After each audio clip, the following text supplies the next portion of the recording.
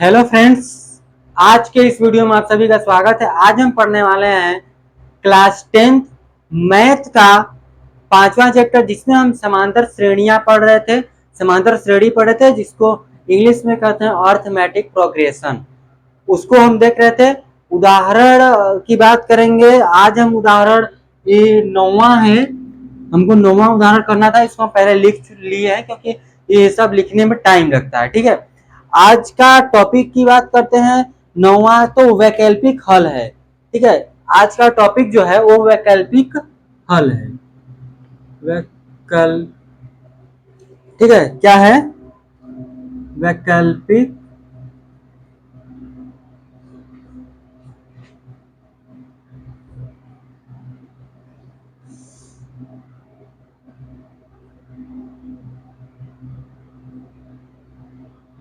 वैकल्पिक हल हो सकेगा तो अगला प्रश्नावली भी कर लेंगे आज। तो चलिए, आज का जो टॉपिक है वो तो देखेंगे वैकल्पिक हल। ये जो क्वेश्चन बोला है उसका मतलब क्या, पहले उसको देख लेते हैं। ठीक है, अगर आपको पिछले वीडियो में किसी भी क्वेश्चन में आपको प्रॉब्लम आई होगी तो आप कमेंट कर सकते हैं, या फिर डिस्क्रिप्शन में व्हाट्सएप ग्रुप का लिंक है, वहां जाइए, वहां पर आप ज्वाइन होइए, वहां पर आप मैसेज कीजिए। ठीक है, कोई दिक्कत आती है तो यहाँ पर देखेंगे, बोर्ड पर लिख चुके हैं क्वेश्चन, तो हल कर लेते हैं। यहाँ से बोला है कि 1000 की एक धनराशि 8% वार्षिक वार्षिक साधारण ब्याज पर निवेश की जाती है। 1000 रुपए धनराशि है जो 8% वार्षिक ब्याज की दर से निवेश की जाती है। प्रत्येक वर्ष के अंत में ब्याज परिकलित कीजिए। क्या क्या ये ब्याज अर्थमेटिक प्रोग्रेशन बनाते हैं, यानी एपी समांतर श्रेणी बनाते हैं? यदि ऐसा है तो इस तथ्य का प्रयोग करते हुए 30 वर्षों के लिए अंत में ब्याज परिकलित कीजिए। 30 वर्ष के बाद उसके अंत वर्ष में उसका ब्याज परिकलित करना है। देखिए, अगर हम यहाँ पर समांतर श्रेणी का प्रयोग करेंगे, पहले वर्ष के लिए निकालेंगे एक बार, फिर दूसरे वर्ष के लिए, फिर तीसरे वर्ष के लिए, तो यहाँ पर इसको हल करेंगे हम। तो देखिए, यहाँ पर मूलधन क्या है? मूलधन है आपका 1000 और हमको ब्याज आपका निकालना है। ठीक है, ब्याज निकालना है और दर दे दिया है, दर दिया है 8%। और समय की बात करेंगे तो समय हमको पहले एक बार 1 रखेंगे, एक बार 2, एक बार 3, 4, इस तरह से आप रखते चले जाएंगे। तो हमको लास्ट 30 वर्ष का निकालना है।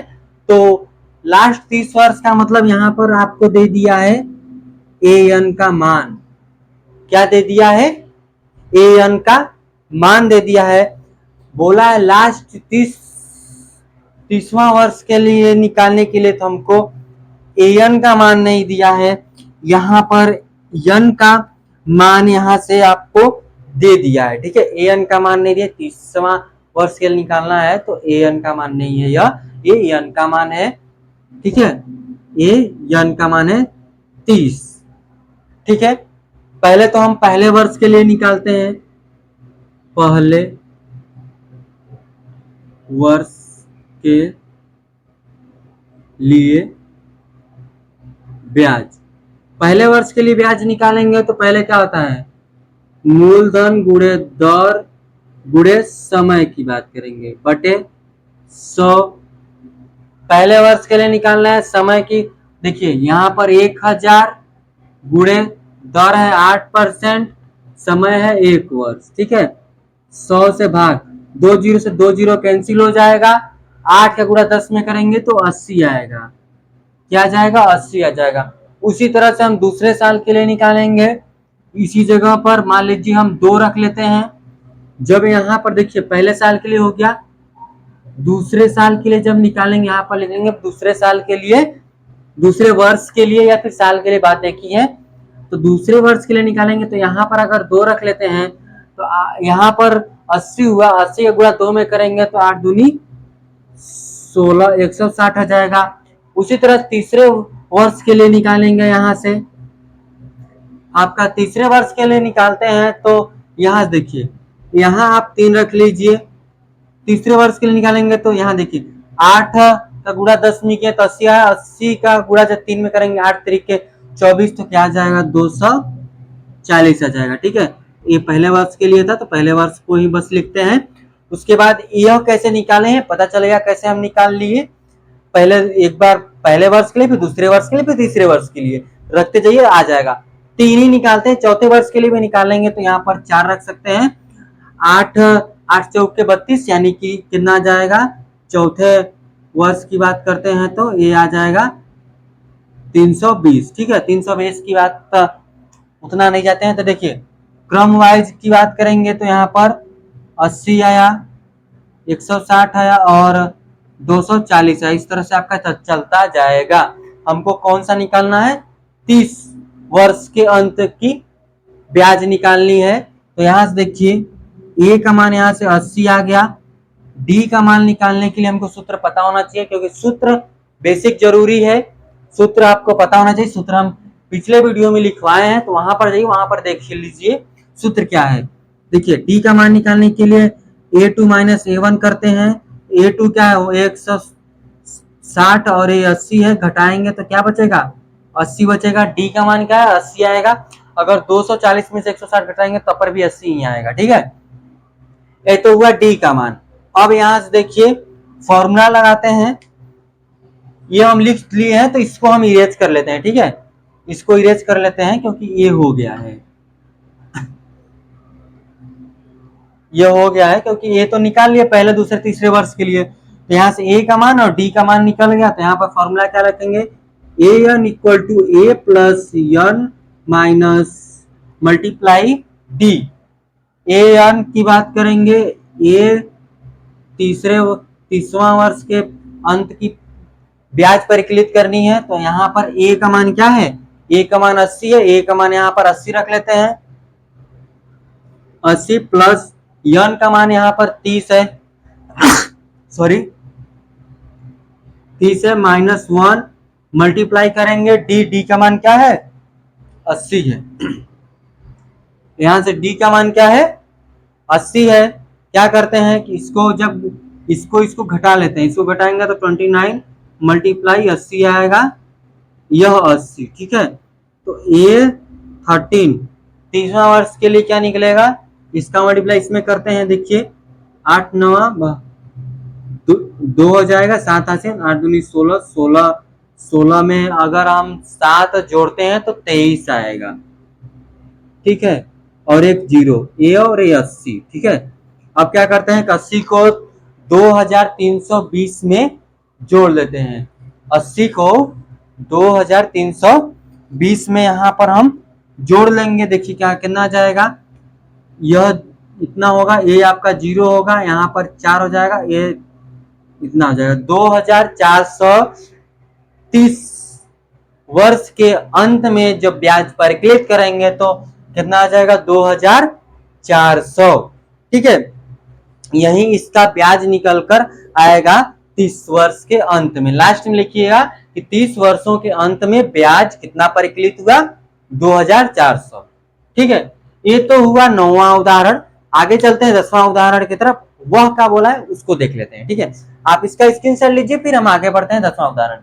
अगर आपको 9वां क्वेश्चन समझ में आ गया होगा तो आगे यहाँ पर उदाहरण 10वां देख लेते हैं। बोला है कि फूलों की एक क्यारी की पहली पंक्ति में 23 गुलाब के पौधे, दूसरी पंक्ति में 21 गुलाब के पौधे, तीसरी पंक्ति में 19 गुलाब के पौधे हैं, तो इत्यादि उसकी अंतिम पंक्ति में 5 गुलाब के पौधे हैं। तो इस क्यारी में कुल कितनी पंक्तियां हैं। यहाँ पर हमको पंक्तियां निकालनी है, यानी पंक्तियों का मतलब है कि यन का वैल्यू फाइंड करना है। देखिए कैसे करेंगे, देखिए पहली पंक्ति में देखेंगे गुलाब कितनी है, 23 है। दूसरी पंक्ति में गुलाब देखेंगे तो कितनी है, 21 है।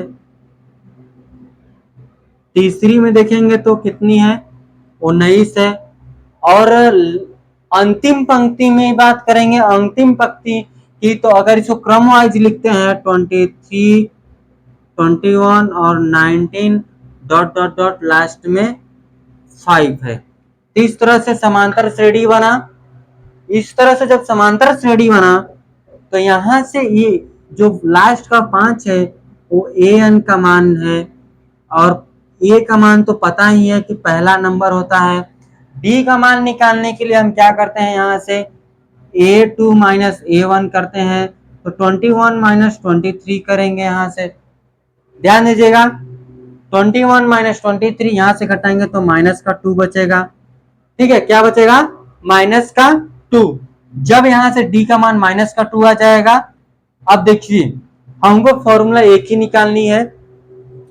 कुल पंक्तियों की संख्या क्या मान लेंगे, n लिखेंगे, माना कुल पंक्तियां n है, माना कुल पंक्तियां n है। तो यहां से an बराबर a प्लस n माइनस 1 और मल्टीप्लाई डी। an का मान यहाँ 5 है, a का मान यहां से पता चल गया 23 है, n निकालना है, डी का मान क्या है, -2, डी का मान -2। अंदर मल्टीप्लाई कीजिए इसको, तो -2n, ए माइनस है यहाँ देखिए यहाँ पर यह -1 है, यह माइनस ए माइनस प्लस जाएगा 2, ए 23 और ए 5। ठीक है, अब देखिए क्या करेंगे कि ए माइनस, देखिए ए प्लस हो गया, ए भी प्लस, दोनों को ऐड कर लेंगे हम, इसको और इसको ऐड करेंगे तो 25 आएगा, 29 हो जाए, 2n हो जाएगा, ये 5 है, और 5 यहाँ पर इसको इधर भेजिए तो -25 इक्वल टू -29, एक घटेगा तो माइनस का कितना आ जाएगा 20 इक्वल टू -2n, माइनस से माइनस कैंसिल, n बराबर 2 से डिवाइड कर दीजिए।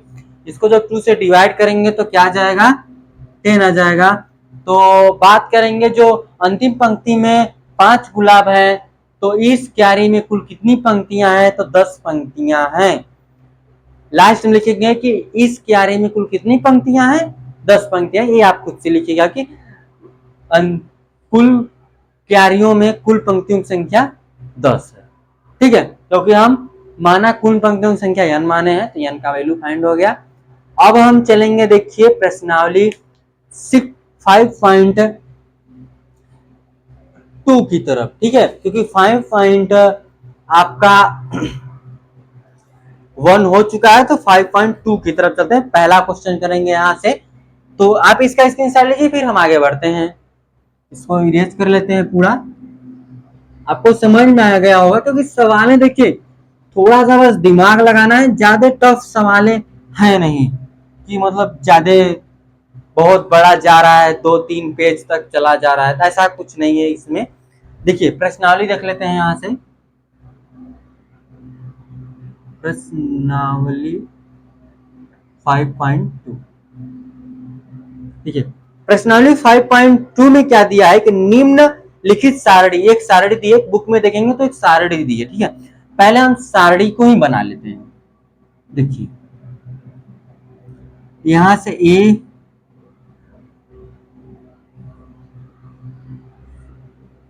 यहाँ डी है, यहाँ n है, और यहाँ an है। तो यहाँ पहला नंबर दिया है 7, 3, 8, और इसको निकालना है। दूसरा दिया है -18 डॉट डॉट 10, 0। तीसरा दिया है, इसको निकालना है, यह -3 दिया है, यह 18 है, ये -5।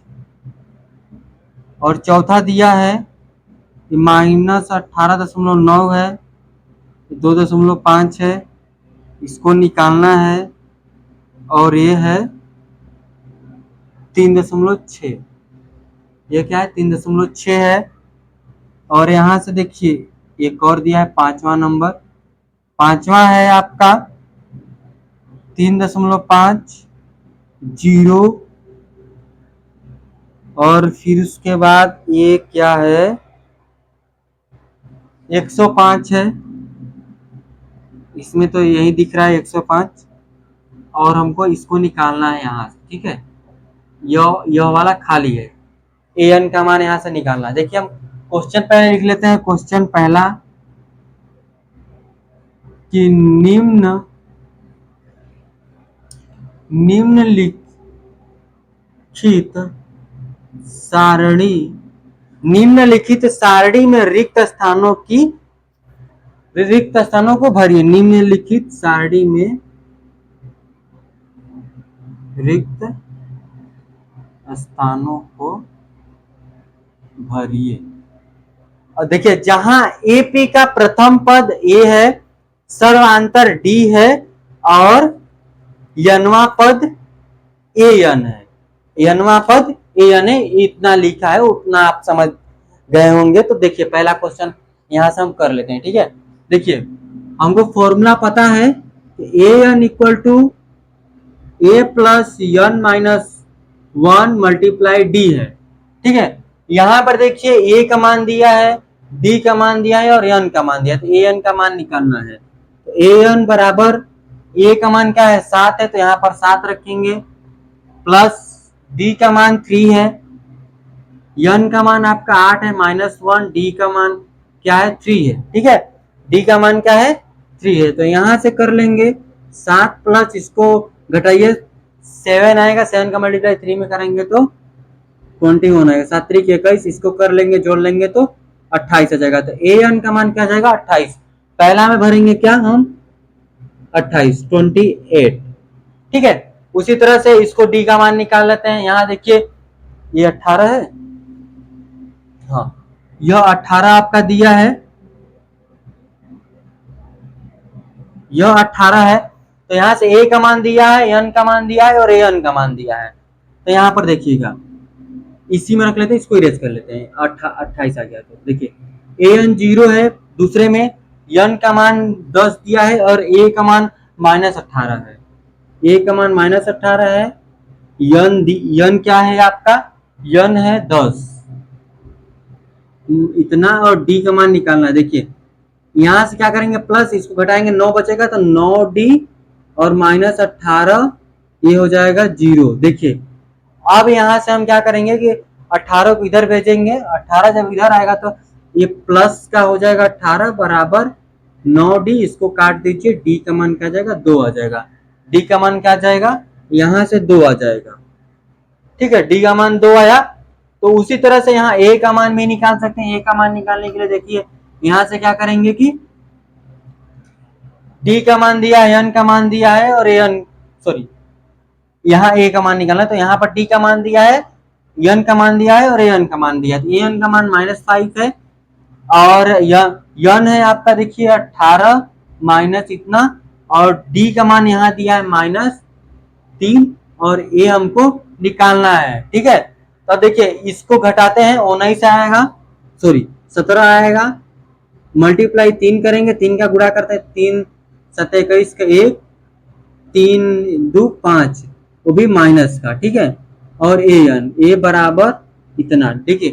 ए माइनस का 51 है, ये माइनस जब इधर आएगा तो माइनस ये प्लस 51 बराबर है इसके। यहाँ से इसको जब देखिए घटाएंगे तो यहाँ से 46 आएगा, ठीक है। कितना आ जाएगा 46 आएगा। तो यहाँ पर आप क्या लिखेंगे 46, ठीक है। तो इसी तरह से पहला क्वेश्चन हो गया। तो आगे हम बढ़ लेते हैं दूसरे क्वेश्चन की तरफ, ठीक है, क्योंकि अभी टाइम उतना नहीं हुआ, तो आगे दूसरा क्वेश्चन भी कर लेते हैं, फिर उसके बाद हम इसको खत्म करेंगे आज का लेक्चर, ठीक है। तो इसको इरेज कर लेते हैं, जो भी ये तो हो गया है। और देखिए जो बच रहा है ना इसमें, तो वो आप खुद से करने की कोशिश कीजिएगा, क्योंकि यहाँ पर एन का मान निकालना है, यहाँ ये एन का मान निकालना है, तो ज्यादा टफ है नहीं। इतना उदाहरण कर चुके थे, इतना तो आप कर ही सकते हैं खुद से, ठीक है। तो इसको इरेज कर ले हम पहले, फिर इसके बाद हम आगे बढ़ते हैं दूसरे क्वेश्चन की तरफ। देखिए दूसरा क्वेश्चन बोला है कि निम्नलिखित में सही उत्तर चुनिए और औचित्य दीजिए। देख लेते हैं इसको।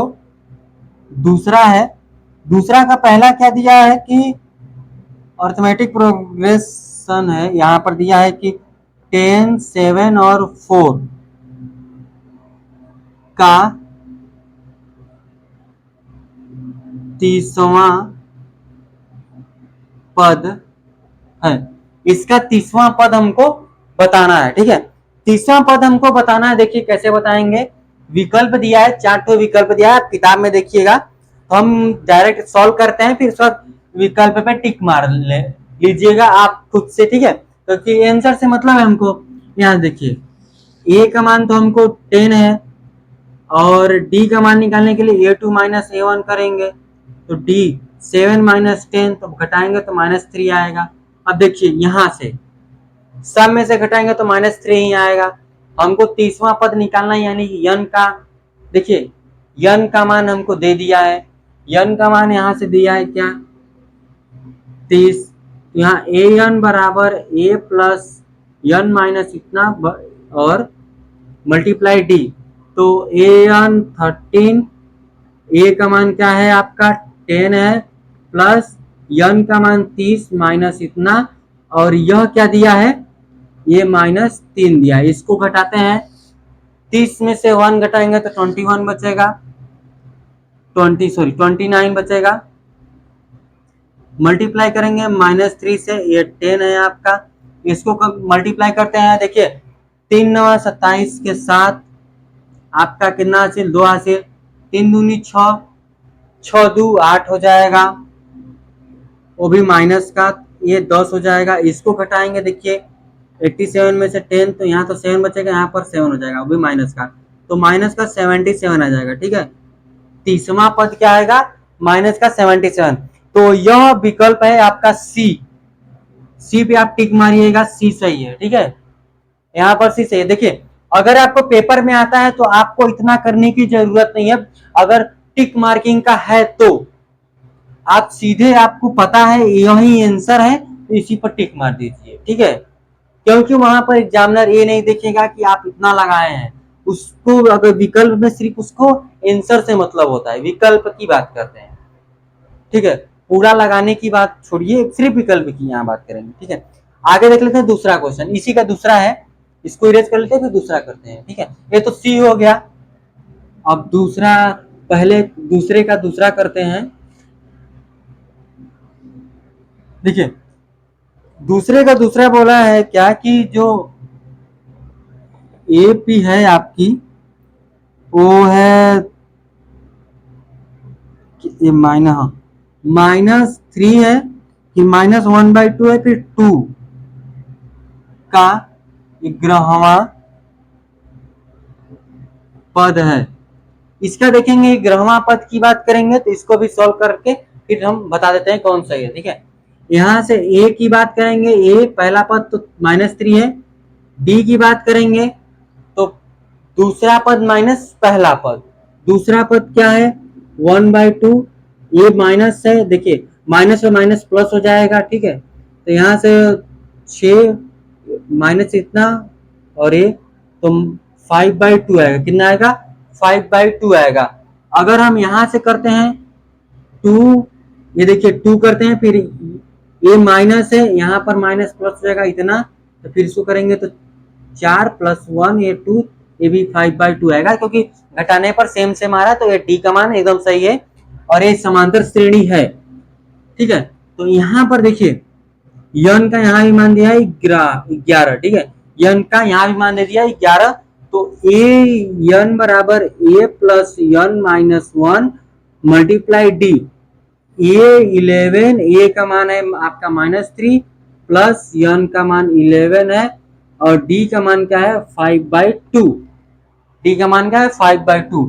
यहाँ देखेंगे, देखिए 10 आएगा मल्टीप्लाई 5/2, 2 5 जा 5 बार में कटेगा -3, ए 11 है, ए 11 का मान यानी कि 11वां पद का मान क्या आ जाएगा यहाँ से, देखिए ये 5 5 25 हो जाएगा, ये -3, इसको घटाएंगे तो 22 आ जाएगा। क्या आ जाएगा? 22 आ जाएगा। ठीक है, 11वां पद क्या आ जाएगा?